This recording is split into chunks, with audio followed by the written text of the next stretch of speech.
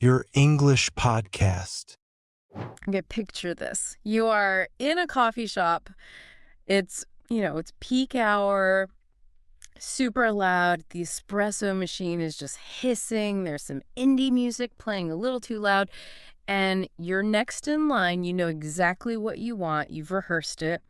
Double shot vanilla oat latte, extra hot. You've said it in the car. The grammar is right. The words are right. You're ready. And then the barista, she looks up at you. She's busy. And she just says, "What can I get for you?" And nothing. Just absolute terrifying silence. Your brain just it stops. It's like someone pulled the plug. You open your mouth, but nothing comes out. And you can feel the heat in your face, right? The people behind you are waiting. 1 second, 2 seconds. It feels like an hour. Have you ever been there? Oh, I have absolutely been there. I think I've lived there. That brain freeze, it is the most awful feeling in the world. And it's not that you don't know the words, right? No, they're in there somewhere. They're in there, but the connection between your brain and your mouth it's gone. But, I found the solution in the weirdest place. It wasn't in a class. It wasn't from a textbook. Okay, don't leave us hanging. Where was it? It was in my bathroom. Yeah. Standing in front of the mirror with a toothbrush in my hand. Toothpaste foam everywhere, having a very, very serious conversation with myself about the weather. Wait, what? You were arguing with your reflection about rain while brushing your teeth? I was. And honestly, it changed everything. It sounds totally ridiculous. I know. I felt completely insane. Yeah. But that toothbrush moment, that was the breakthrough. That's incredible. And that actually, it brings us to something really special we have for you today. Because if you think talking to a mirror is strange, just wait until we get to the game about funny voices. It involves pretending you're a grumpy giant to fix your grammar mistakes. It's a little unconventional maybe, but it cures that fear of making mistakes almost instantly. We'll get to that secret weapon a little bit later. Hello, everyone, and welcome back to your English podcast. It is so good to have you here with us. My name is Alex. And my name is Nina. Today, we are on a bit of a mission. This show, it isn't for people who just want to memorize grammar rules to pass some test. We're not here to talk about, the theoretical difference between the first and second conditional. Exactly. We're talking to you, the person listening right now who maybe reads English really well. Maybe you understand Netflix shows. You can read the news. But when it comes time to speak, you just feel stuck. It's like you're looking at the language through a window, but you never actually walk through the door.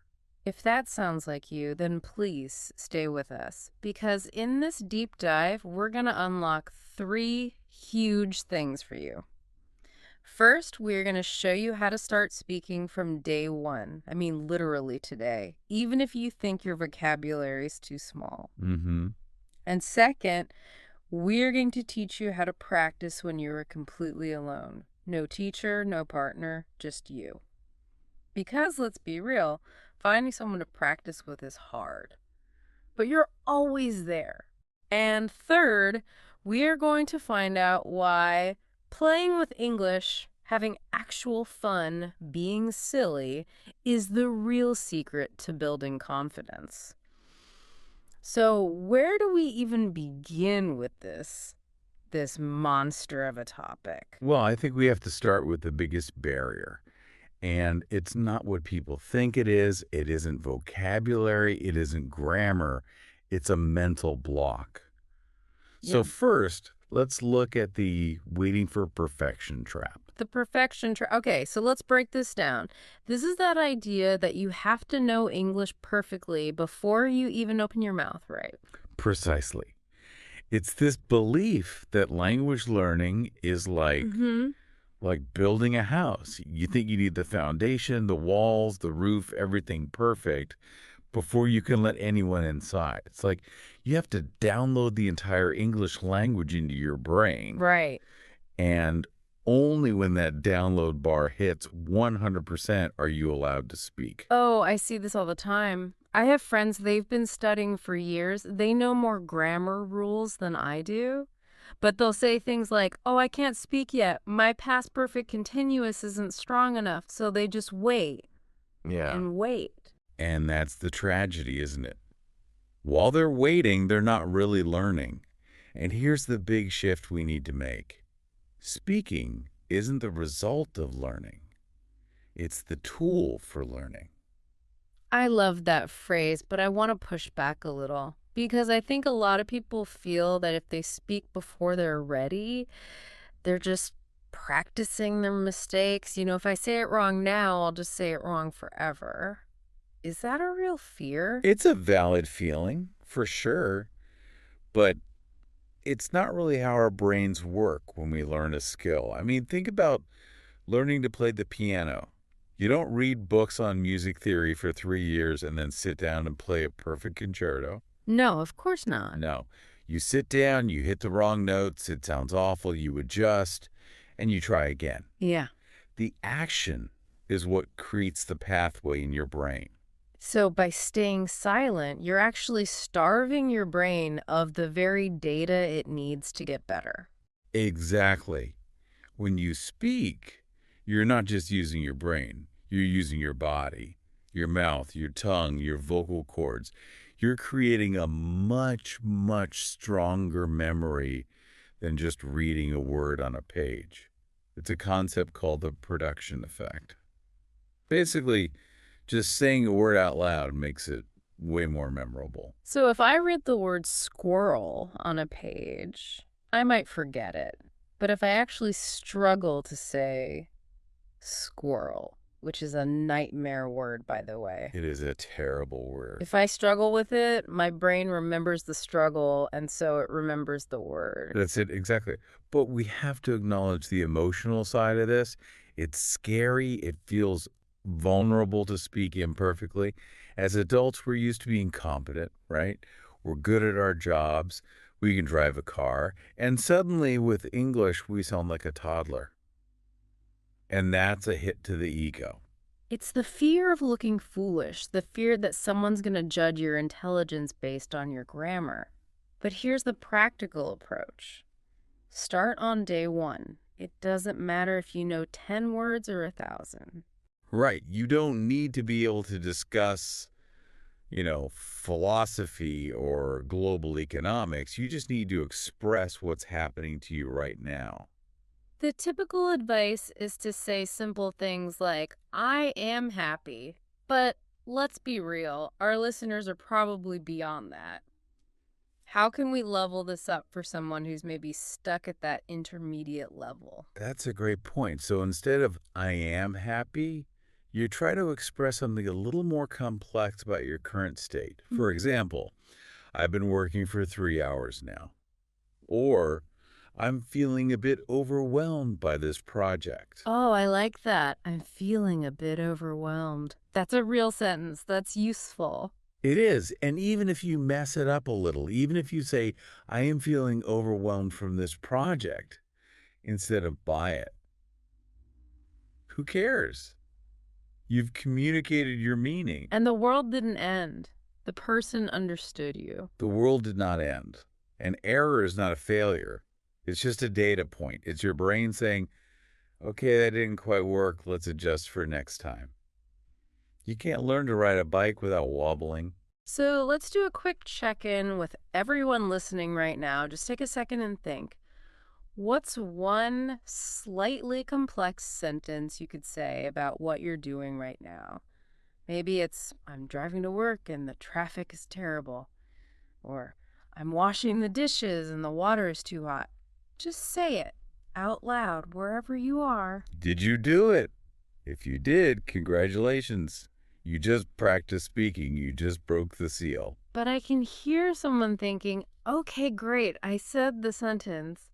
But I'm alone. I feel weird talking to myself, and I have no idea if I'm even saying it right. And that is a totally valid feeling. But what if you don't have anyone to talk to? In a moment, we'll show you how your bathroom mirror can become your absolute best teacher, and why watching your own face might be the key to fixing your accent. This is one of my favorite parts. So let's move into our next segment, the solo lab. Talking to yourself. Okay, now let's talk about this hidden opportunity. Practicing when no one else is listening. We think of being alone as a bad thing for language learning. Oh, I have no one to practice with. But actually, it's a huge advantage. Because all the pressure is off, you can be weird, you can say the same word 50 times. You can't do that with another person. Pass the salt, salt, salt, salt. Yeah, that would be a very bad date. A terrible date. But in your bathroom, it's practice. So let's go back to the mirror. Mirror work. You stand in front of a mirror and you speak. But the key isn't just to talk, it's to watch. What are we watching for? You're watching your own mouth, your lips, your jaw, your tongue. Because English requires different mouth shapes than maybe your native language. Your mouth has a kind of default setting for your own language. English has a different one. It's like a sport, right? The muscle memory is different. Exactly. When you watch yourself, you can see the mechanics. Take the English, the sound, the think, thought. You literally have to stick your tongue between your teeth. In a lot of languages, it's a weird thing to do. Yeah. It feels so unnatural. You feel like a lizard. Totally unnatural. So your brain tries to pull your tongue back in. But if you're watching in the mirror, you can see it. You can correct it. No, stick it out. You're connecting what you see with what you feel. It's biofeedback. You see it, you feel it, and you hear it. Yes. And you can't do that in a real conversation because you're looking at the other person. The mirror lets you be a little bit narcissistic for a good reason. And the other technique is narrating life, becoming the narrator of your own movie. But again, let's go deeper than just I opened the door. How does an intermediate learner make this really work? You try to narrate the process, the details. Let's go back to brushing your teeth. Don't just say, I am brushing my teeth. Say, okay, I'm squeezing the last little bit of toothpaste out of the tube. I'm rinsing my toothbrush. The bristles feel a bit stiff today. I'm trying to avoid looking at the dark circles under my eyes. Exactly. Real life stuff. I'm making coffee. Fine. But how about I'm grinding the beans? The whole kitchen smells amazing. I'm pouring the hot water very slowly. It sounds so simple, but what's happening in your brain is huge. You're taking a physical action, pouring water, and you are literally gluing the English words onto it. The next time you make coffee, those words just pop into your head. It's called context-dependent memory. You remember things way better in the place you learn them. If you learn the word spatula while you're holding a spatula in your kitchen, you will never, ever forget it. If you learn it from a flashcard on the bus, you'll forget it in 10 minutes. That's such a powerful difference. Flashcards versus reality. Reality always wins. There's another great one here. The monologue of the day. Oh, tell me about that one. It's a morning routine. So while you're in the shower getting dressed, you say out loud what you're planning to do that day. But you try to use the future tenses correctly. Okay, so today I'm going to head into the office around 9. I'll probably grab a coffee on the way. By noon, I hope to have finished that report. I love that. You're practicing going to, will, and even hope to have finished. That's pretty complex grammar.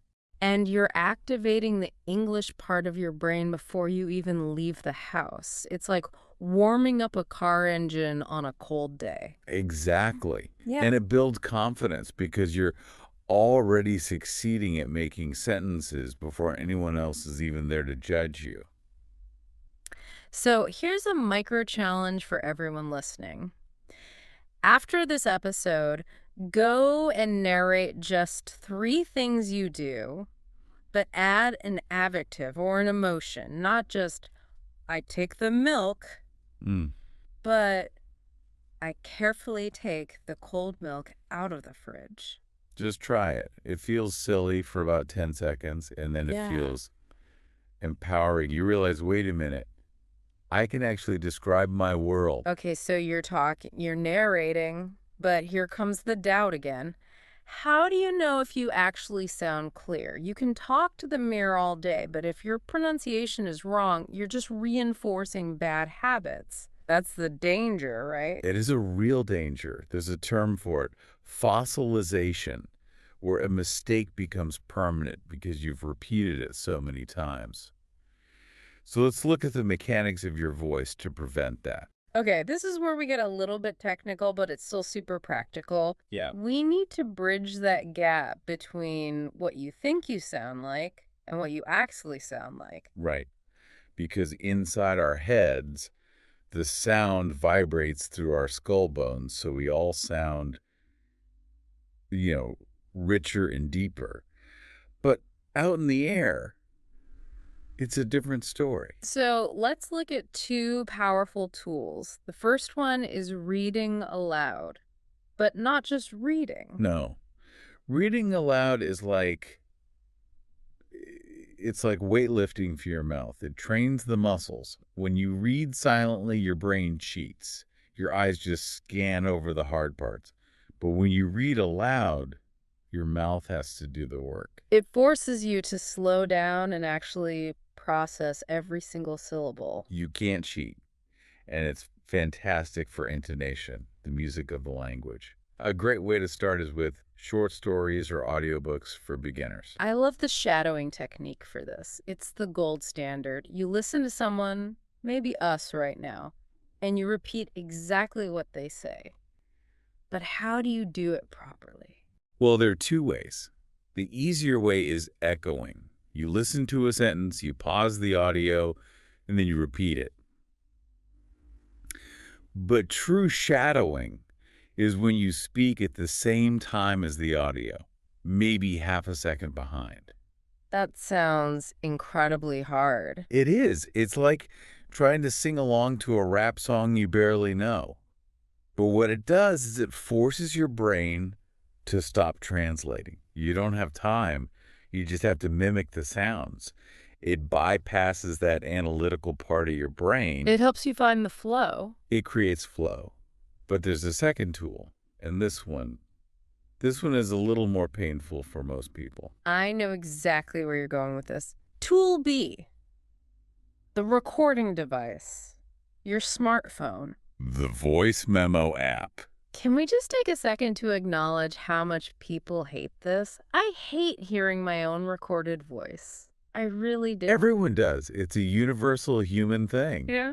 You hear it back and you think, do I really sound like that? Is that how high my voice is? It's so awkward, it just makes you cringe.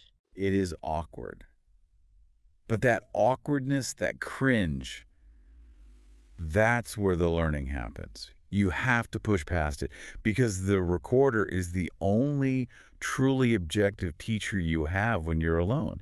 It doesn't care about your feelings.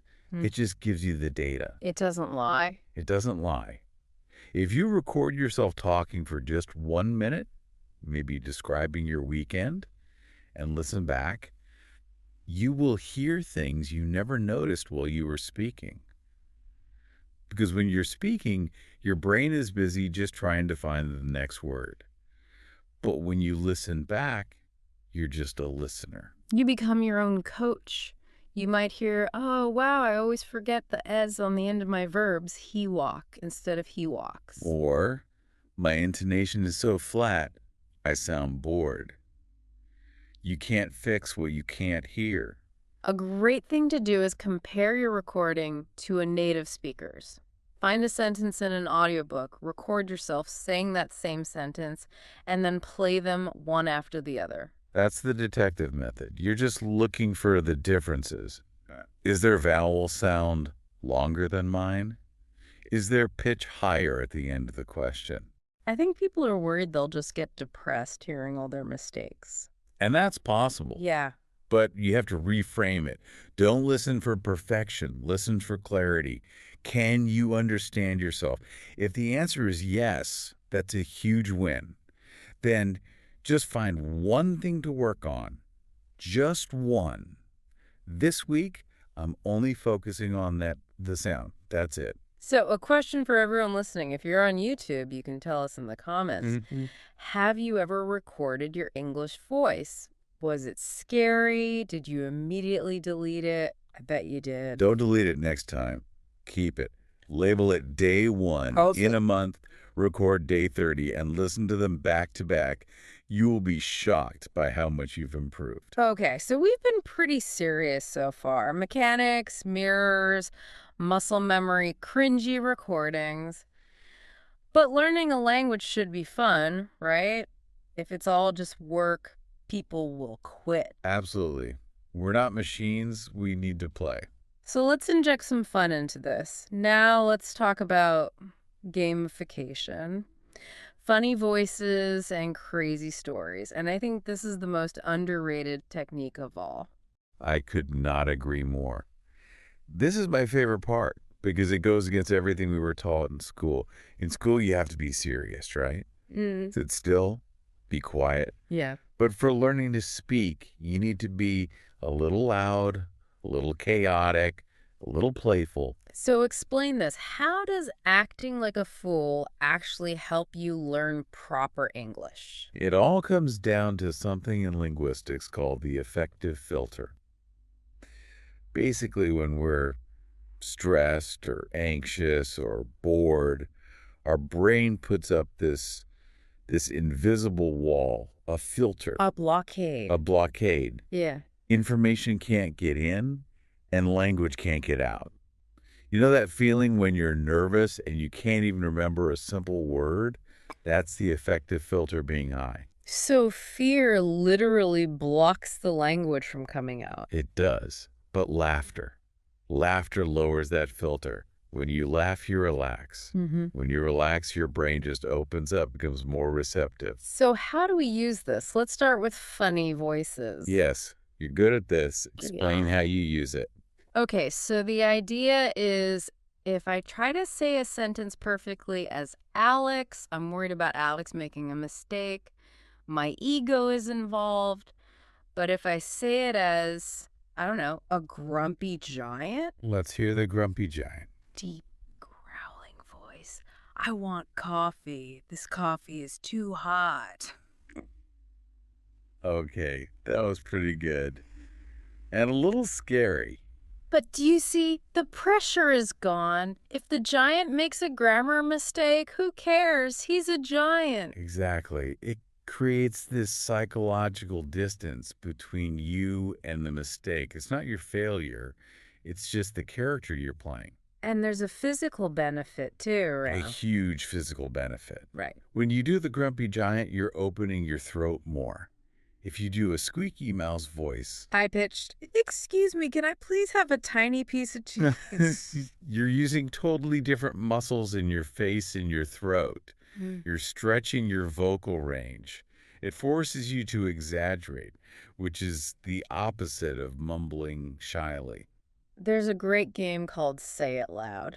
Right. You take one simple phrase like, I am going to the park, Yeah. and you say it with 3 totally different emotions. Okay, let's try it.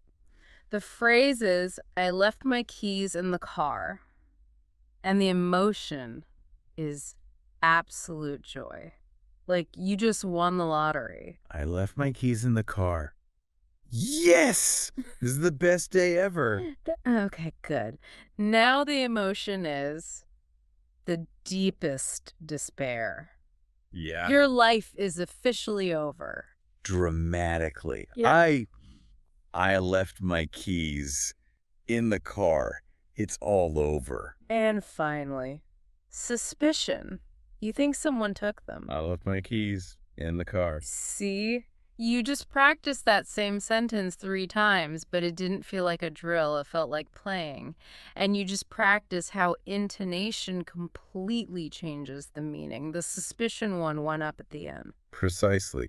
It teaches you the music, not just the words. And then there's making up crazy stories. This is where you take a small set of vocabulary words and you have to create a story with them. Yeah. But the only rule is the story must be completely absurd. Why absurd? Because our brains are wired to remember things that are funny or weird or surprising. Yeah. We don't remember boring textbook sentences like, the book is on the table. The book is on the table is the most forgettable sentence ever written. It is. But if your sentence is, the giant blue elephant is dancing on the table because he loves disco music, you're not going to forget that. So you could challenge yourself. Take 3 words. Cat, plane, surprised, and you make a tiny story. The cat sees the plane. The cat jumps on the plane. The pilot is very surprised. It's simple grammar, but the image is funny. Yeah. And it sticks in your memory. So here's a little call to action for you. If you know a friend who takes English way too seriously, the one always stressed about grammar, never smiles when they're studying, share this episode with them. Yeah, send it to them and just say, try the grumpy giant voice. Yeah. It might be exactly what they need. Okay, so we've practiced alone, we used the mirror, we've recorded ourselves, we've played some games, but, eventually we have to leave the bathroom. We have to talk to actual other humans. We do, unless the plan is to become a hermit, which is also an option. So let's transition now to moving to the real world, using this with partners and in real situations. This is the goal, isn't it? Connection. We're not learning English to talk to mirrors forever. We're learning it to connect with other people. So we need a partner strategy. Now, finding a language partner can be tricky. A lot of people try those language exchanges, but they can be a bit awkward. They can. A lot of the time you spend half the session just figuring out what to talk about. Or it just turns into a free lesson for one person. So if you do find a partner, a friend, a tutor, how do you make that time effective? You need a little bit of structure.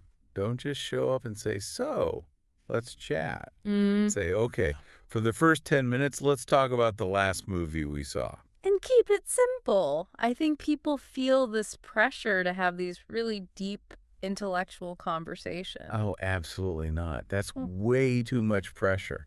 Just ask basic questions. How was your day? What did you do this weekend? What did you have for lunch? Did you see that new show on Netflix? That's it. Small talk is the foundation of fluency. It's actually harder than deep talk in some ways because it's so fast and full of idioms. If you can master small talk, you're golden. What about correcting each other? Because sometimes people are too polite. You make 50 mistakes and your partner just smiles and nods the whole time. That's nice, but it's not very helpful.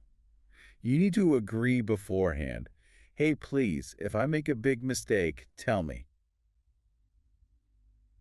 But, and this is key, do it gently. Maybe at the end of the conversation. Right. Don't interrupt every 5 seconds for a tiny preposition error. No, because then you kill the flow of the conversation completely. Okay, now for the scary part. Strangers. That coffee shop scenario from the beginning. Right. If you live or travel somewhere that English is spoken, the entire world is your classroom. Every single interaction is a tiny speaking practice session. So the advice is to use English in shops, cafes, wherever you can. But what if I panic? You prepare a script. Yeah. Before you walk into the bakery, just rehearse in your head what you're going to say. I would like a loaf of bread, please. And what if they ask a question you don't understand? That's the real nightmare. They say something fast like, you want a bag for that? And it's just a blur of sound. Panic wants to take over. But you don't run away. You smile, and you use one of the magic phrases. Sorry, could you say that again, please? Or my favorite. Sorry, my English is still warming up. One more time. Oh, that is such a good line. My English is warming up. That makes people smile. It just lowers the tension for everyone. And managing a misunderstanding like that is a high-level speaking skill. Fluency isn't about never making mistakes. It's about knowing how to recover gracefully when you do. That's a great point. Asking for clarification is a fluency strategy. It shows you're actually engaged. Exactly. And every single time you have one of those little successful interactions, you got the coffee you wanted, it's like you're adding another brick to your wall of confidence. But we all know what happens. People get all excited, they listen to this, they talk to the mirror for 2 days, and then life happens. Work gets busy, they get tired, and they quit. They do. The initial motivation fades. It happens to everyone. So we have one final secret weapon that really helps guarantee you won't quit after a week. This is all about how to keep that fire going. Right. Let's talk about tracking success and the 5-minute rule. The problem is that progress is invisible, isn't it? It is. It's like going to the gym. You don't see your muscles grow after one workout. Language learning is the same. You don't feel the progress day to day, so you think it's not happening. And when you think nothing is happening, you lose motivation and you stop. So we have to make the progress visible. And we do that with a success journal. So literally writing down the small wins. Yes. And be specific. Don't just write, I studied English. That's meaningless, right? I spoke for 1 full minute to myself today. Or, I ordered coffee and the barista understood me. Or, I finally pronounced squirrel correctly. Writing it down makes it feel real. It gives your brain that little hit of dopamine. Look, I achieved something. It does. And when you look back after a month, you'll have a whole page of these little victories. You can see you're moving forward. And that brings us to the daily goal. People set goals that are way too big. I will speak for an hour every day. And they do it for 3 days, get exhausted, and quit forever. There's a much better way. The 5-minute rule. Just aim for 5 minutes of speaking a day. That's it. Just 5 minutes. Everyone has 5 minutes. You have 5 minutes while you're waiting for the bus, or in the shower, or while your food is in the microwave. And the magic of the 5-minute rule is that usually once you start, you don't actually stop at 5 minutes. Right. The hardest part is just starting. The commitment is only for 5 minutes, which feels easy. But once you get going, you'll probably go for 10 or 15. It's all about consistency over intensity. 5 minutes every single day is so much better than 5 hours once a month. 100%. It's how our brains build habits and new pathways. Through repetition. And finally, self-praise. This might sound a little bit silly, but it's so important. It's psychologically crucial. You have to celebrate those tiny wins. If you manage to use a new word correctly, you have to literally tell yourself, good job. Like actually pat yourself on the back. Why not? Or just a little fist pump. Yes. Mm. It releases dopamine in your brain, and dopamine is the molecule of motivation. It makes you want to do that behavior again. If you punish yourself for every mistake, your brain learns to avoid speaking. If you reward yourself for trying, your brain wants more. So we're basically hacking our own brain chemistry to make learning feel good. We are. We're training our brain to associate speaking English with feeling successful. So here is our second call to action for you today. If these tips are helping you feel more confident, if you're feeling like, okay, maybe I can actually do this, then please subscribe so you don't miss our next deep dive into English fluency. Yeah, join our community. We're all in this together. So we have covered a huge amount of ground today. From the absolute terror of the coffee shop to the safety of the bathroom mirror. We have. It's been quite a journey. Let's do a super quick recap. We started with the big one. Start before you're ready. Don't wait for perfection. Mm-hmm. Use that mirror to actually watch your mouth move and narrate your daily life to connect words to actions. Record your voice, even though it makes you cringe. It's the only way to hear what you really sound like. And play. Please have fun. Use funny voices. Be the grumpy giant. Tell weird stories. It's how your brain learns best. And then take it into the real world. Find a partner, prepare little scripts for shops and cafes. And finally, remember the 5-minute rule. Keep your daily goal tiny and achievable. Track your wins and celebrate them. I think the main takeaway from all of this is actually it's really simple and beautiful. Speaking English isn't a test. It's not something you pass or fail. No, speaking is a tool for connection. It's a way to enjoy the language. The goal isn't to be perfect. The goal is to communicate, to share a part of yourself, to have fun. If you're having fun, you are learning. I love that. So as we wrap up, I just want to leave you with one final thought. Don't be afraid of the silence. That silence is just a pause. It's a space for you to think. Fill it with your voice, even if it shakes a little at first. Speak every day. Practice and have fun. Thank you so much for listening to your English podcast today. We'll see you next time.